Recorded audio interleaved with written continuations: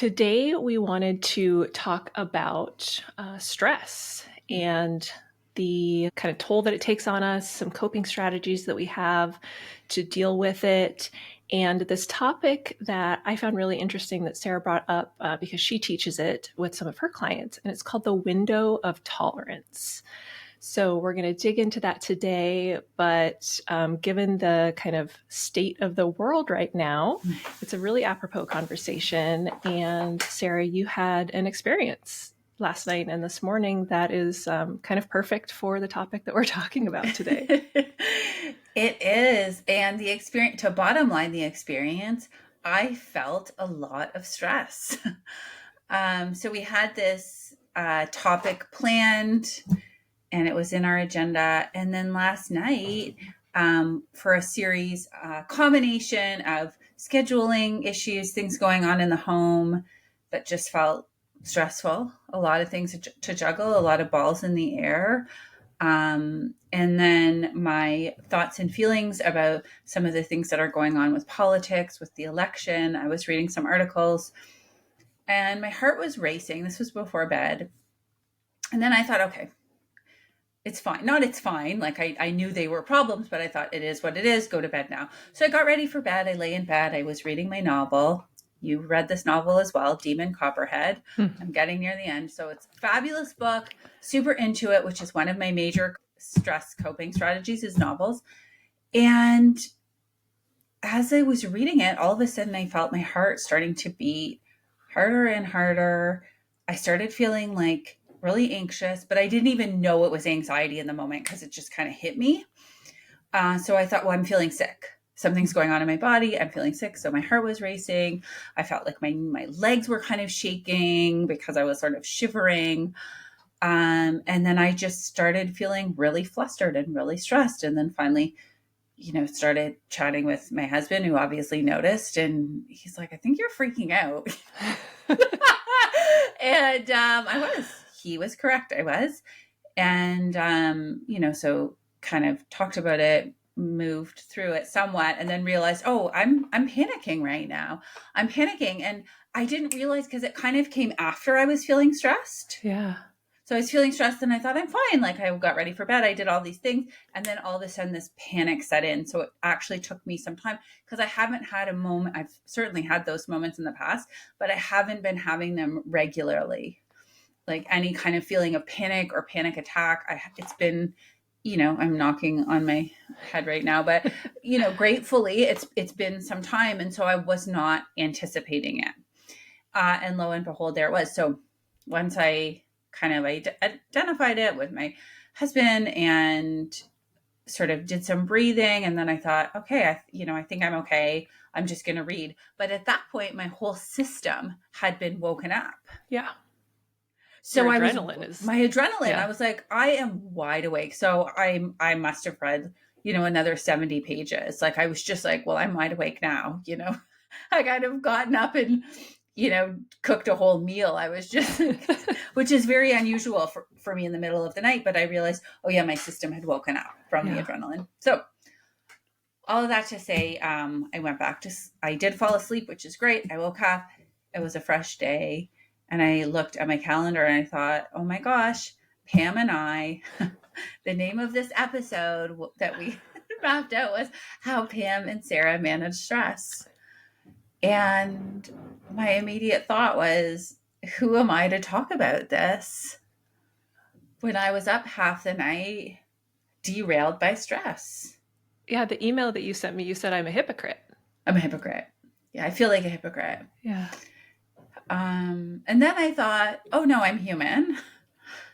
I'm human. And maybe I'm a great person to talk about it because I experience it. Right. I experience it like you do and like all of us do. So I definitely, I definitely have a lot to say on the topic. And also I knew I would benefit because for a moment I thought, should I cancel?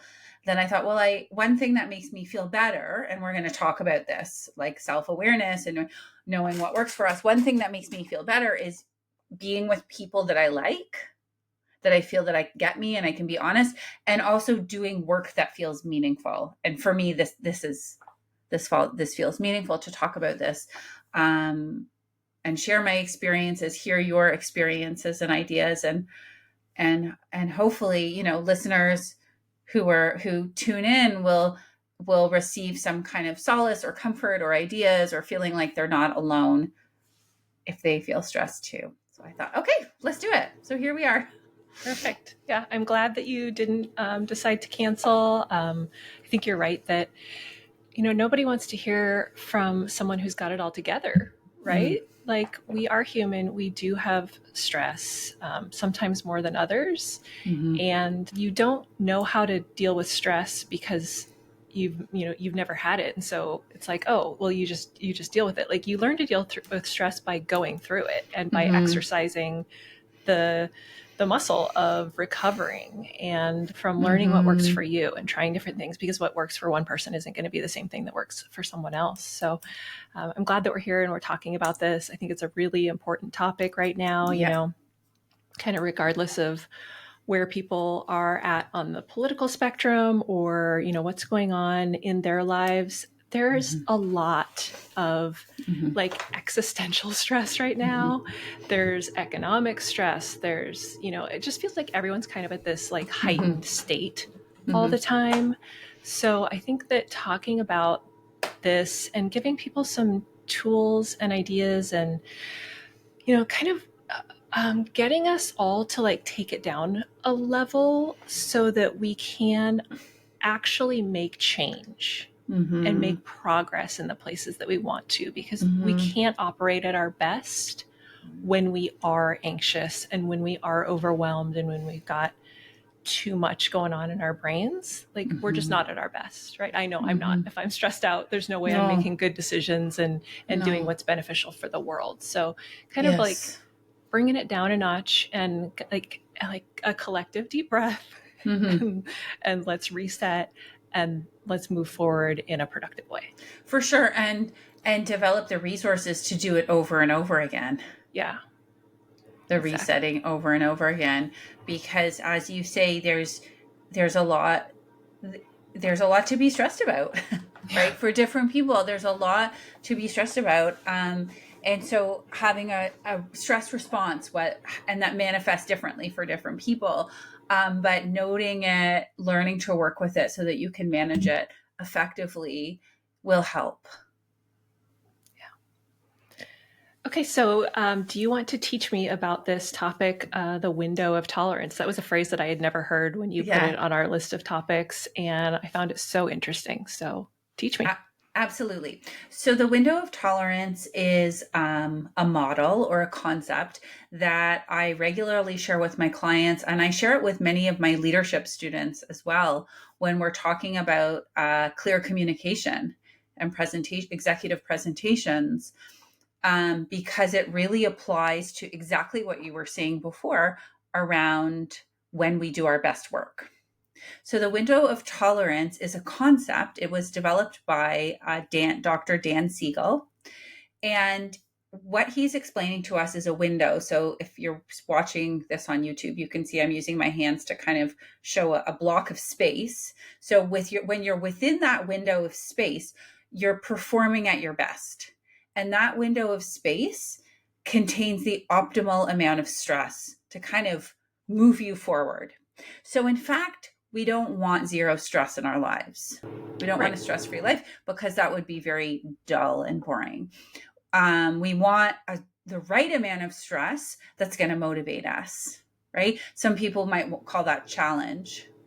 We want novelty, we want challenge, we want opportunities to grow, to thrive, and that can be considered stress. So when we're within this window of tolerance, within this band, we're performing at our best. We're challenged, and we have the resources to meet those challenges and succeed. And if we don't knock it out of the park, we can recover. So we're within our tolerance, within our window of tolerance. The trick is, when there's too much stress, we actually pop out of the window. We can go above it or below it. And that's considered being outside of our window of tolerance. So we have too much stress. and we're not functioning at our best anymore. And in fact, in either of these spaces, above or below, we've moved into fight or flight mode or survival mode. So too much stress takes us out of our window. The above the window is called hyper arousal. So this is one manifestation of survival mode, and this is characterized as like anxiety, panic, an inability to think creatively or big picture. It's kind of just like zoning in on the one issue and feeling really overwhelmed by it. And in that space, we are not, well, first of all, we feel crappy. It does not feel good. And secondly, the quality of our work suffers. And I don't just mean in the workplace, I mean it in the home as well. Being able to take care of ourselves, our family, take care of our home, do whatever goals we have we're not doing well because we're anxious. And then below the window is called hypoarousal. So we have hyper above, hypoarousal is below, and that's characterized more by feeling numb or depressed, or just kind of you feel your system shutting down. And that's another manifestation. And something interesting around this is that there are some individuals that tend to sort of skew to one or the other. Like some individuals are more likely to experience hyper or experience hypo. And then there's others who experience both. And it really just depends on their baseline and the stimulus and what's going on. But the key idea is the right amount of stress actually is a good thing for us. It gives our life meaning. It gives us the fuel that we want. Too much stress puts us in a survival mode, hyper or hypo, and we're not feeling good and we're not doing good work. As you're talking about that, I'm remembering a time in my life when I was working full time. I had gone back to college. I'm going to get a dietetics degree because I wanted to become a nutritionist. So working full time, going back to school, all of the life stuff. This was before we got CK's anxiety dealt with. So I was dealing with him as well. I had a lot going on. And all I wanted was a break over the holidays. Like I just had my eye on that as the prize. Like just get through this, like school will be out, work will calm down. Like I'm just trying to get through to the holidays. And then we went over to CK's parents' house for Thanksgiving, and they were like, "Oh, we're going on a trip to Korea for 2 weeks. Will you watch our dog?" They had like just gotten a dog that was like not trained yet. It was still a puppy. So a puppy. That's no small ask. Yeah. They're like, "You can train it for us." And Merry Christmas. Yeah, exactly. Like I lost it because my break now turned into, now you have to get up, in the middle of the night to take the dog out. Like it was this whole thing. And I just absolutely lost it. I like got, I was like yelling at him. I'm like, they did this on purpose. They could have waited to get a dog. They wanted us to train it. And like, I just totally blew the whole thing out of proportion because I was so far out of my window of tolerance. I couldn't handle having a sweet puppy for 2 weeks. Aww. Yeah. So I get that, like that it, it's like life, it just kind of like adds on one thing. And then before you know it, it's like, I can't handle anything now. Yeah, absolutely. And so do you resonate with both the hyper and the hypo? Yeah, in different ways. I think I definitely tend more towards hyper. Like when I am stressed, I kind of ramp up and it's like, just push through. Like I can just take care of it. And like my communication definitely gets poorer. Like I get sharper and like angrier and faster with my communication. But there's definitely been times as well where I just shut down and kind of more go into that almost depressed state where, and I think it depends on the type of stress, because with things that are stressful, but like you just have to keep going, like you have to, like I have to keep working, I have to keep, taking care of, family or whatever it is, like you almost have to continue to engage there. Whereas there's other things that are stressful. Like I'm thinking about if someone has a lot of like financial anxiety or something that they're not actively engaging with, but it's Yeah. stressful, then it's almost like just shut it out and shut down. It's interesting when you said that, because I was thinking, because I relate to what you're saying. Well, when I have a lot of stuff that I think I can control, whether I can Yeah. control, then it can be the hyper arousal. But if I think it's out of my hands, like Yep. it's a problem or it's something happening in the world, and like I feel that I can't touch it. Again, both of those are perceptions. But in the moment, I'm feeling like this is beyond me or I can't control it. That might be more of the shutting down. Yeah, I agree. Same experience for me. Do you have any examples of being outside of your window of tolerance other Well, than this morning or last other night? than last night, yeah. I mean, regularly I will feel that way when when my schedule is too packed Yeah.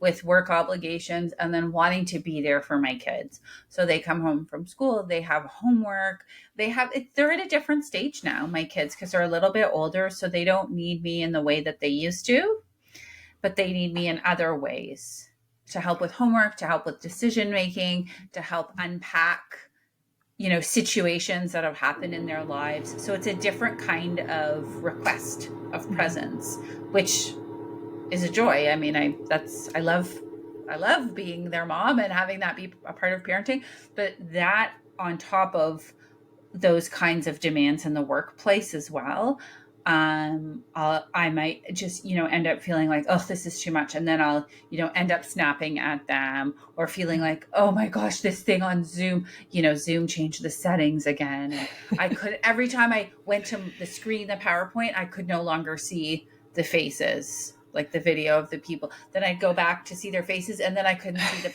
and I was like, like, and then I spent, 20 minutes Googling it. I'm on YouTube. I'm trying to figure it out. I'm looking at the Zoom Q&A, which is like 29 web pages of Q&A. And I couldn't figure it out. And I just had no tolerance for it. I Yeah. thought it was like so dramatic. So yeah, similar, just normal life examples when there's too much. And as you said, just one more problem. And Yeah.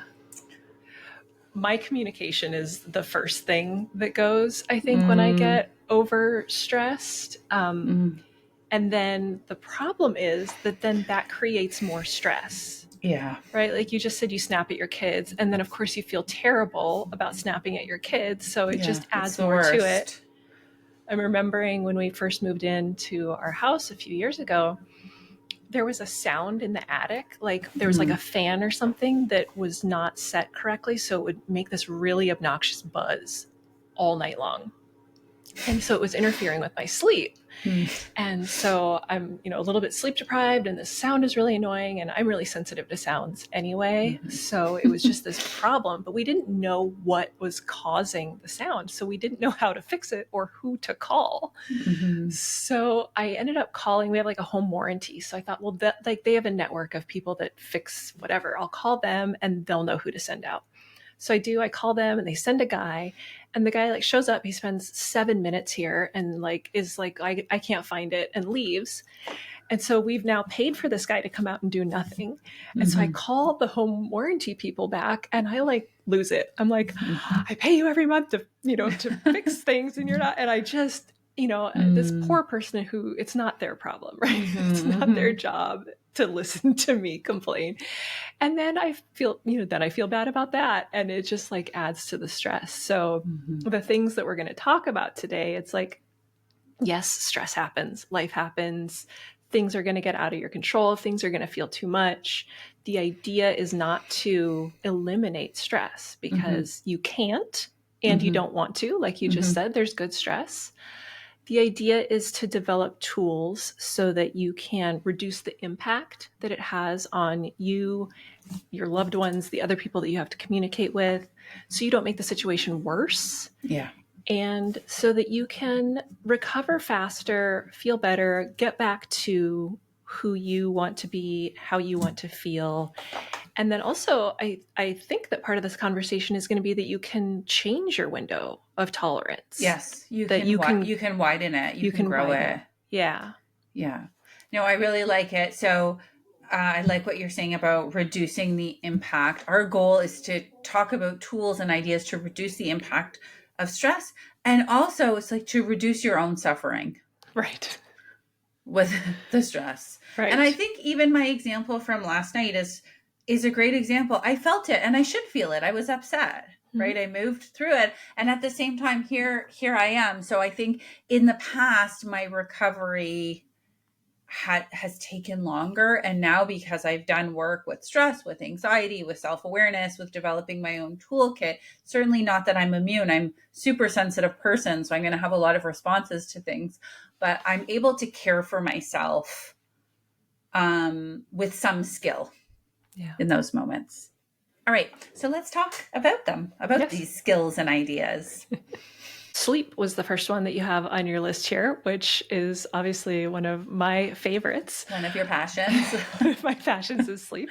I actually got 10 hours of sleep last Oh night. my gosh. Oh my gosh. I, You had the opposite sleep to me I then. had the opposite sleep to you. I actually woke up, took off my eye mask, and the sun was out, and CK was already out of bed. And I was like, oh my God, Mm. what happened? I never sleep in like that. So I obviously needed it. But if you are super stressed out and not sleeping well, that's a bad combination.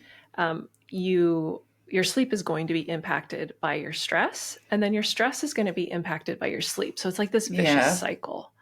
So anything that you can do to prioritize your sleep, to have a routine around calming down before going to bed. We Mm-hmm. talked about a ton of tips in our episode, How to Respect Your Sleep. Mm-hmm. But I love that it was the first thing you put on there, because if you're not rested, if you're Yeah. not feeling well, then everything else is harder. You It's so can't much make harder. you can't make good decisions when you're Mm-hmm. exhausted. Yeah. And the comment about sleep really comes from like a broader bucket that I want to name, which is building like your baseline. So these are kind of daily practices, even when you're not stressed.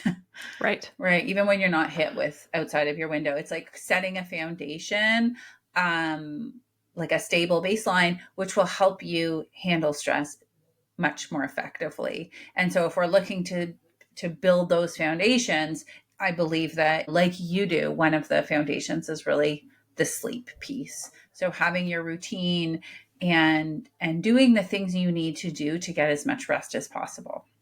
I think what you just said is really important. So I want to focus on it for a second, Mm. which is that you need to do these practices when you are not in the Mm-hmm. heightened state of Mm-hmm. stress. You Mm-hmm. have to get the routine down. You have to put your focus on this stuff when you don't need it, so that when you do, it's easier Yeah, and it's default. you know how to do it. You Right. have some evidence of how it works for you. Right. Because if you, Yeah. like, when you're really stressed, if someone comes to you and goes, oh, well, you should meditate, you just want to punch them in the face. 100%. Right. Yeah. Yeah, Okay. so true. Yeah. The next one on your list is nutrition, which is another one of my huge points. Mm-hmm. So I love that you put it on here. Mm-hmm. I do a lot of meal prep ahead of time because nutrition is such a big deal for me. I don't Yeah. feel good when I don't eat healthy meals and when I'm not kind of consistent with what I'm doing. And I Yeah. don't like the stress of, like, at the end of the day being like, what are we going to eat? I hate that. I hate that Mm-hmm. stress. So my tip there is to plan ahead as much as possible. I spend my Mm-hmm. weekends, I pre-cook like beans and vegetables and some protein, so that when I'm in the middle of a busy day, I don't have to think about what I'm going to have for lunch. I can just warm up something that's already in the fridge rather than going in the pantry and eating a bag of chips, because that Mm-hmm. is what I will do if Mm-hmm. I don't have something prepped. Mm-hmm. Mm-hmm. So, along those lines, a plug for Pam's new Substack called Making It Easier, which is her meal plan, her weekly meal plan. It launched last week, and I was part of the group of inaugural subscribers. And I can say, honestly, we've made two of the recipes. My kids liked them. I liked them. And then what is great about it is, from my perspective as a user, you can speak more. It's that you focus on whole foods, and Mm-hmm. everything should be able to be made in around 30 to 40 minutes. Yeah. So there's not huge other, like, it's fairly healthy, but there's not other like specific dietary, I don't know, specifics around it. It just seems like basic whole foods, yummy, and not too, doesn't take too long to make, not too many ingredients. And one thing that we noticed is that they have like sauces to them. Because sometimes I find I'll just make like chicken and rice and it's just plain. Yeah. Whereas you'll be like, oh no, do this, make this easy kind of sauce and put it on top. So yeah. So for what, anything you want to add about your Yeah, meal well, no, plan? I love hearing that. I love that feedback. Mm. We'll drop a link in the show notes so people Mm-hmm. can get it if they want. Right now, it's free. So we'd love to have you guys subscribe. You'll get at least 5 dinner recipes every week, and like you said, they are something that anyone can cook, 30 to Mm-hmm. 45 minutes. They're omnivore. If Mm. you are a vegetarian, you can omit the protein or sub it out with tofu or something else that would work. But yeah, they're easy and they're basics, but Yeah. it's like delicious ease, Yeah, right? delicious. Ooh, that's a good subheading. Yeah. Yeah. Yeah, so that's the other thing that I do is every week I plan ahead what we're going to eat for dinner for the week ahead so that I only have to go to Mm-hmm. the grocery store once. Yes. So it's So just good. these like little ways to reduce my day-to-day stress. So because a big thing for me is like you look at your day. I don't know if this happens to you, but like you look at your day in the morning and you're like, okay, I've got, these appointments and these meetings. And then, like you kind of plan it all out. And then by like 11 o'clock, it's all gone to hell because, Mm-hmm. 3 other people have requested meetings, something got Yeah. moved, and like your plan is gone. Right. Mm-hmm. And that used to really throw me because it would be like I had this plan and like I had to fit in, lunch at this point and then cooking dinner at this Mm-hmm. point, and like it would really screw me up. And now because I've like processed the other stuff, like processed the food and like taken the stress away from that, now I can be much more flexible in my day, and I don't get screwed up if my schedule changes or someone asks for something at the last minute that like now this is going to take me 2 hours to do. Like I can fit it in because I Yeah. I took off all the other stuff. Yeah. That makes so much sense. And again, it's such a foundation. Like we all know this. Yeah, nutrition is important, but it really is. It really Yeah. changes our mood. It changes how we feel about ourselves. And it changes, I find, like the quality of how I think I'm caring for myself. Mm, So when I yeah. know that I've cooked something good for myself and the family, I just feel good about that. I'm like, okay, that was me nurturing myself and nurturing everybody in the family, and that feels good. Yeah.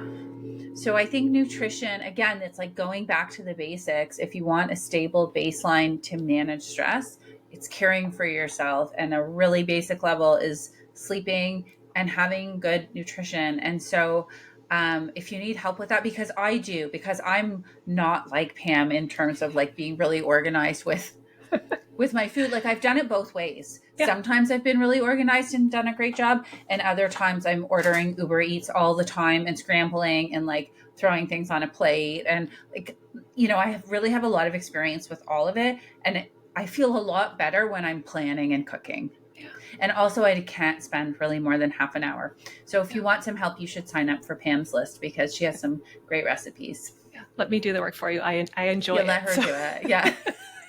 She likes it. So yeah, we can benefit. yes. Okay. What else? Next, we have unwinding time.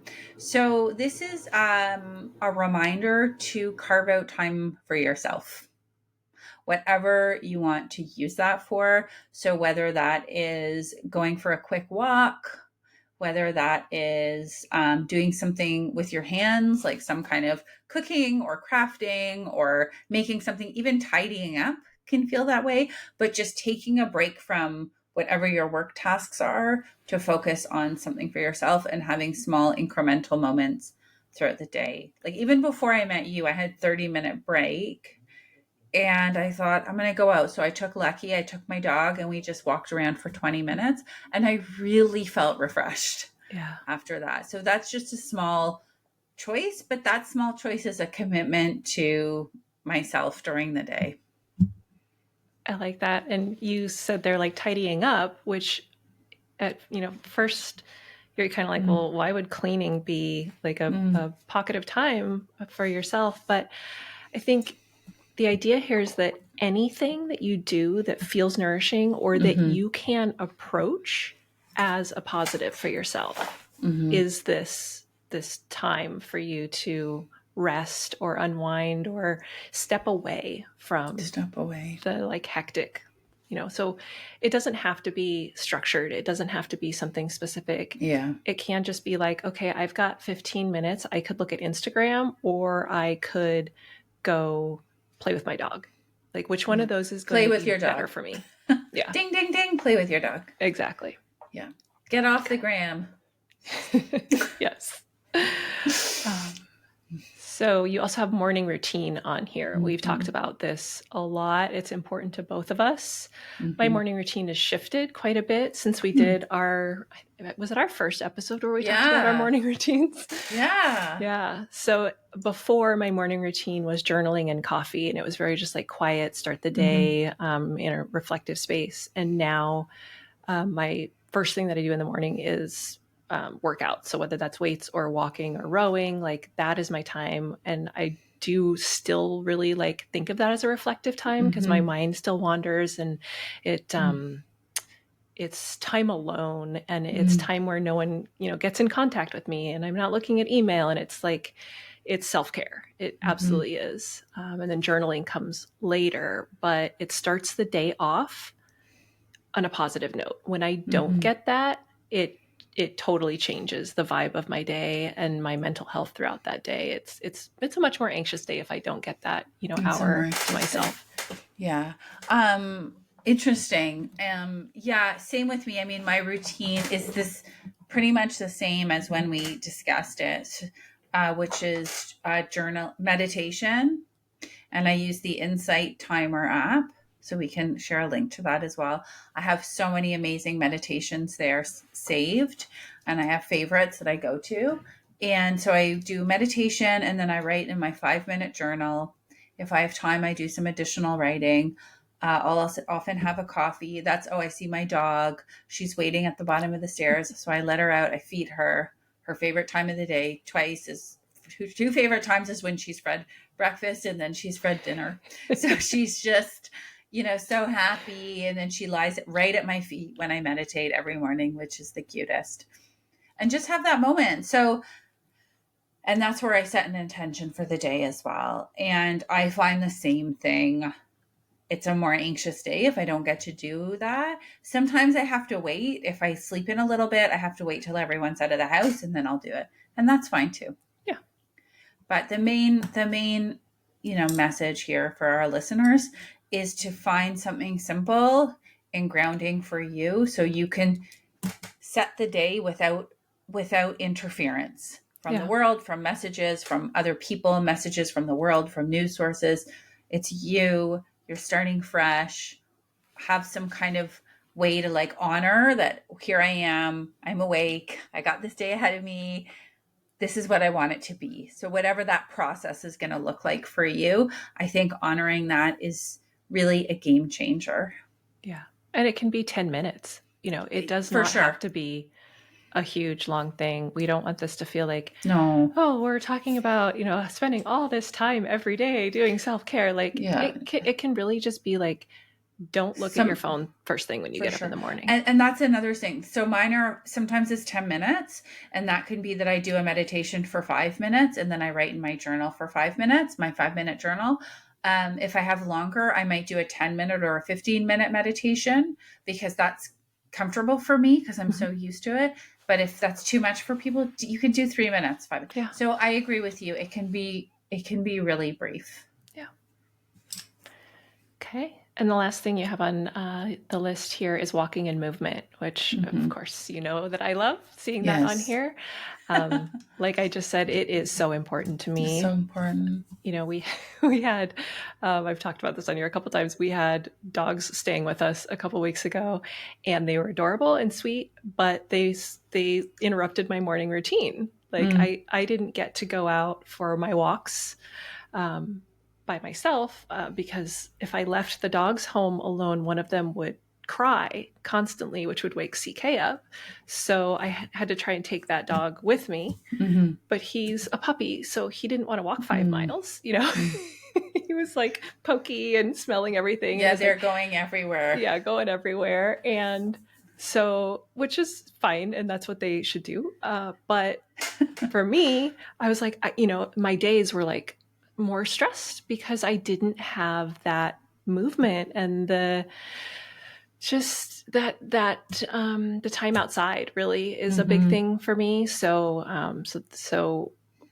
whatever your movement practice is, I think it is important to have that in your day to day. It could be walking, it could be yoga, it could be Mm-hmm. 5 times a day getting up and doing push-ups or squats, like whatever that is. Whatever it is. It does release something. It changes how you're Mm-hmm. holding stress in your body. It really frees up something. It gets your blood flowing and makes a huge difference.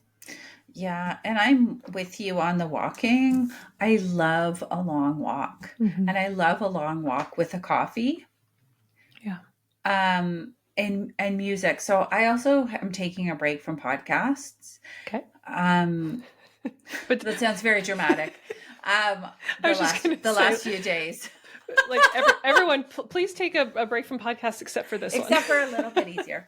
No, just on my walks because I'm like I love listening to music. Yeah, that feels good because I'm like I just want to feel pleasure as I'm walking. I don't want to be learning something, feeling something, getting thoughts about the world. Like I just want to be in the moment and enjoy it. And for me, that can often be going back to like songs that I like. Yeah. So yeah, I still love podcasts. The point is for me right now, what feels good is walking with a coffee in my hand, listening to music and walking.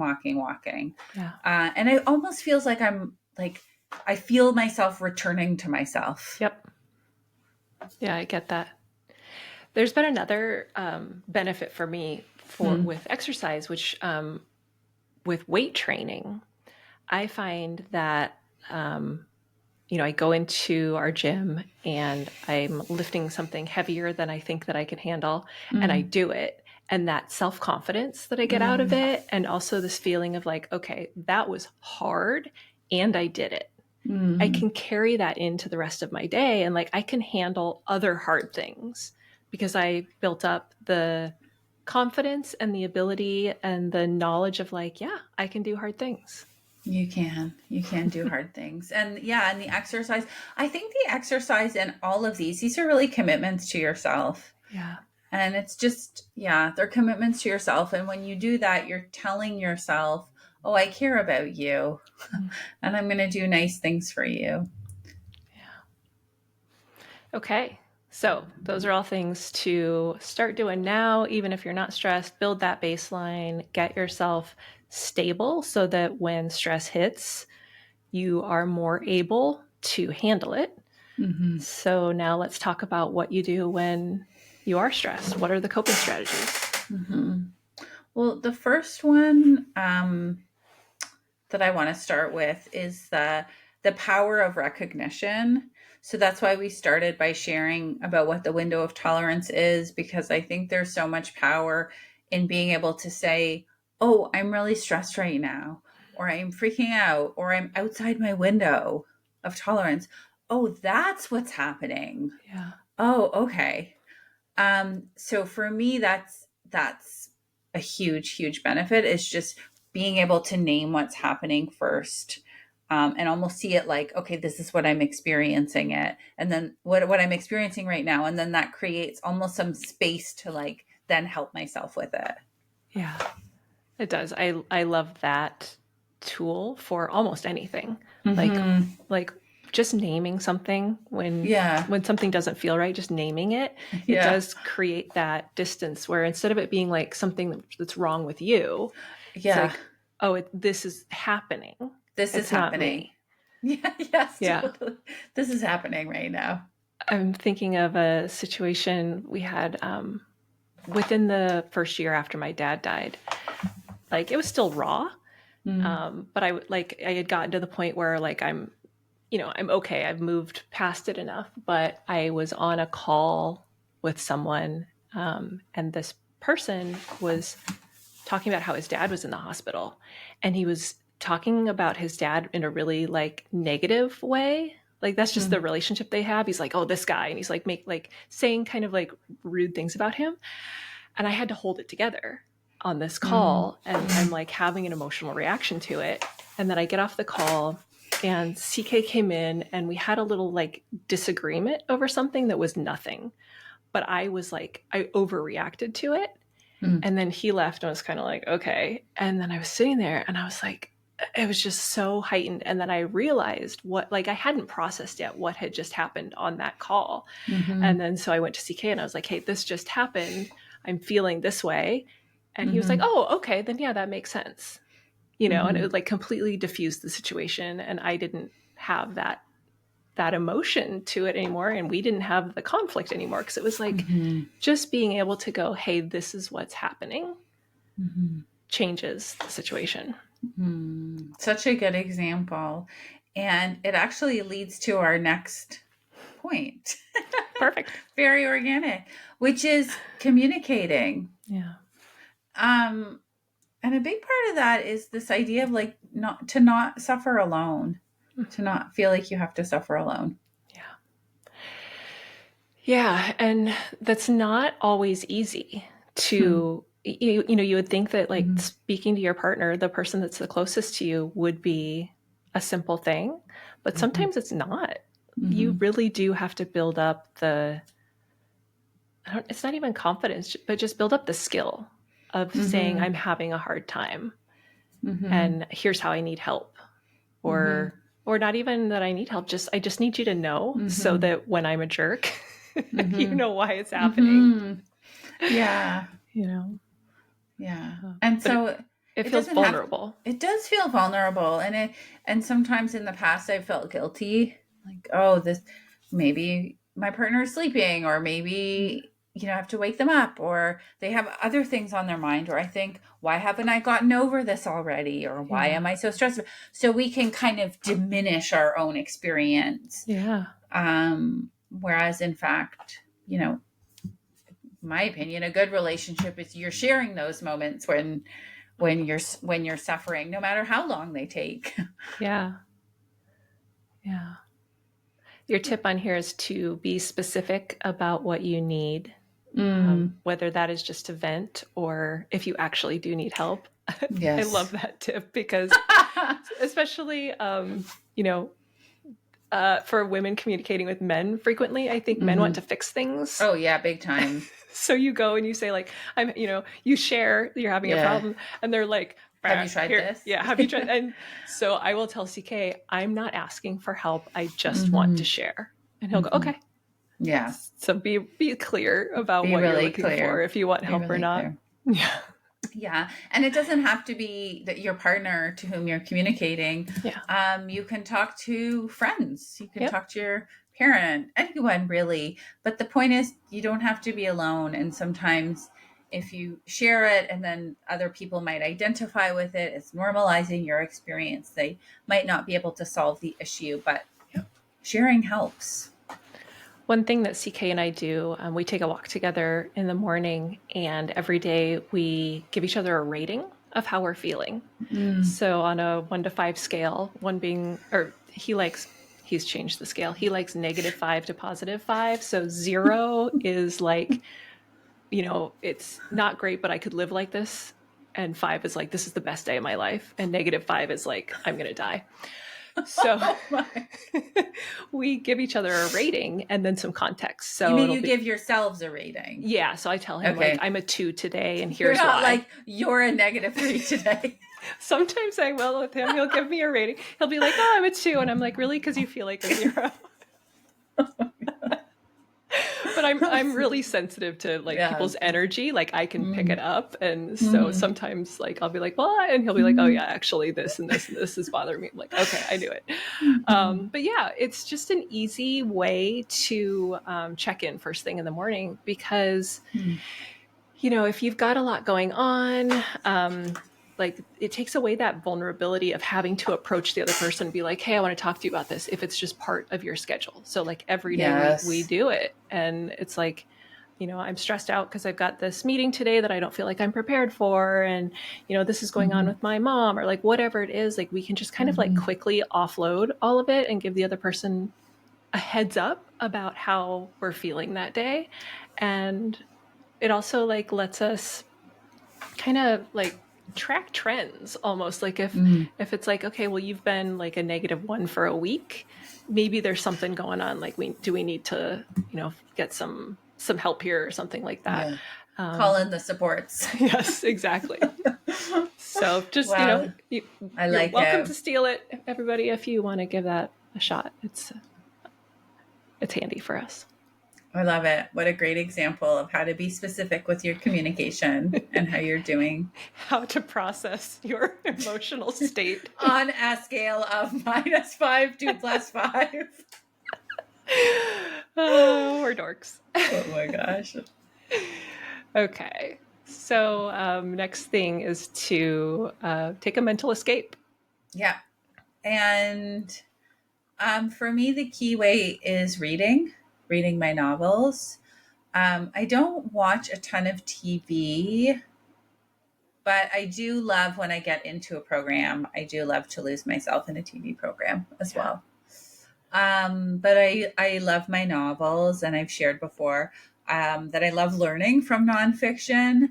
And at the same time, I'm more partial to fiction because for me, that feels more like an act of self care and more interesting to read about somebody else's life. Because when I read personal development or business development, I begin to identify with it. And so the whole experience, the essence of the experience is changed. Yeah. And it becomes like I'm like self-centered about it. I'm like, how does this apply to me, and what am I doing well and not well, so it's completely different experience to getting lost in a novel, which is completely not about me. Right. So for me, that's like one of the best medicines is a good book. Yep. Love that. Good book, definitely for me as well.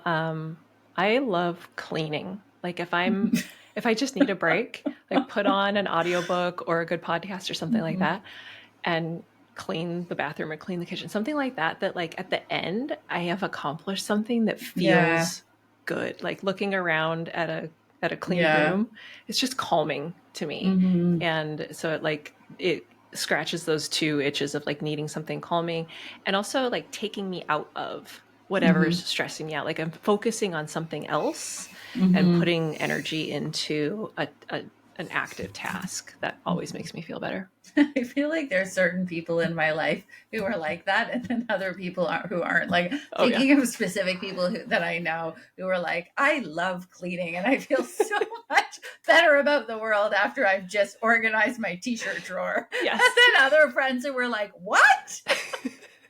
Yes. Takes all kinds. Yeah, it's amazing. Yeah.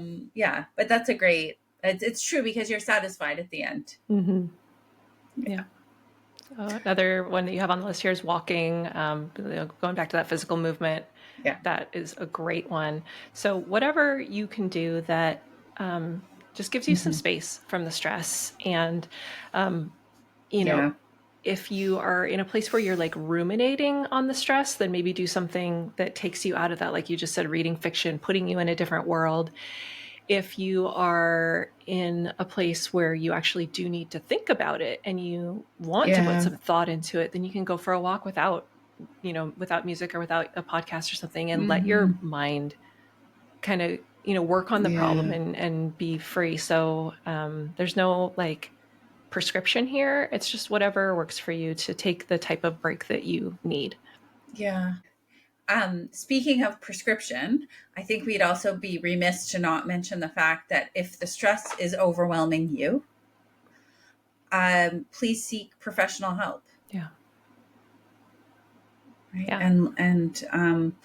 And that help might be exactly what you need, whether that's a therapist, medication, a coach, whatever kind of mental health support you need if the stress feels overwhelming. Yeah, the benefit of a third party can't be overstated.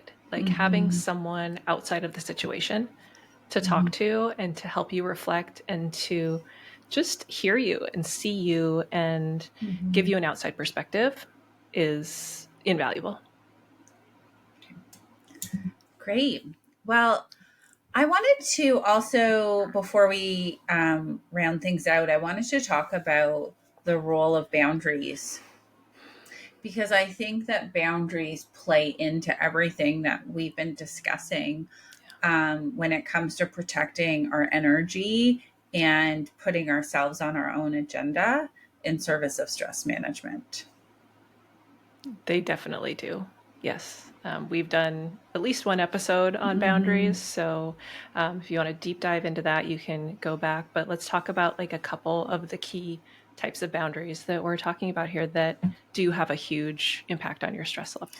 Yeah. And the reason why I wanted to talk about this is a reminder that taking these actions to care for our stress levels is something, it might be something new. It's putting something new in your calendar or removing it, and that's going outside of the status quo.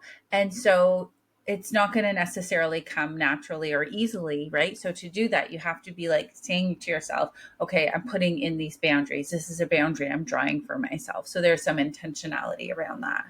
Right. Like if you are going to change your morning so that you have an hour to Mm-hmm. go walk by yourself, Mm-hmm. that might require a conversation with your partner about Mm-hmm. how you need them to take care of the kids or whatever during this Mm-hmm. time. And this is a boundary that I'm setting that I need this time for myself. Or with your boss, I'm going to start taking lunch, at a certain time, Mm-hmm. whatever Mm-hmm. that is, or I'm going to leave work on time because Mm-hmm. I need to for my mental health. Mm-hmm. These Mm-hmm. are all time boundaries that you Mm-hmm. may have to set with people.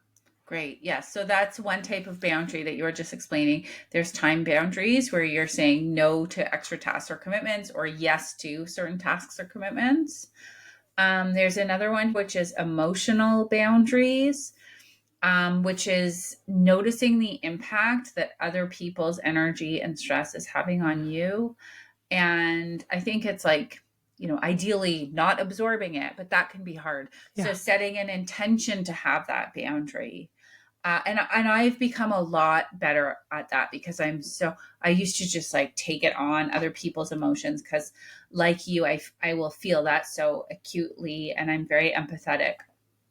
So now I'm cognizant of other people's stress and emotions, and I try to be there and be supportive with it without allowing it to overtake me as Yeah. much as I can.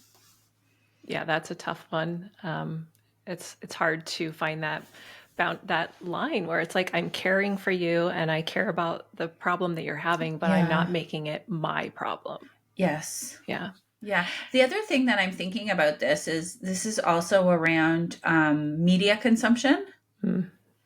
because if you're just free reign watching your social media feed is designed to hijack your emotions. Yeah.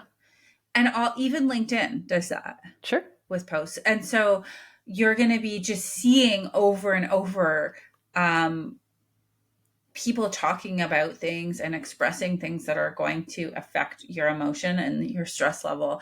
And so an emotional boundary can be around limiting your access to certain apps, especially if you're feeling sensitive in a certain moment or on certain topics, but limiting your exposure to media sources. Yeah. I would add on to that Mm. to be aware of the negative energy that you're putting Mm. on other people as well. This is different than like sharing that you're stressed out and that you need help. That Mm. is healthy to do. But, Mm. like if you're having a bad day, you don't have to take that out on someone else and spread that around. Or, Yeah, absolutely. It goes both ways. yeah. So another boundary that I was thinking of is actually like boundaries with yourself. Mm. So, like understanding that you have to take responsibility for your emotions and your reactions and like consciously decide how you want to engage with the world. I was thinking of this because I was listening to a podcast today called Search Engine, where they were interviewing a Zen priest named Rev Angel Kyoto Williams.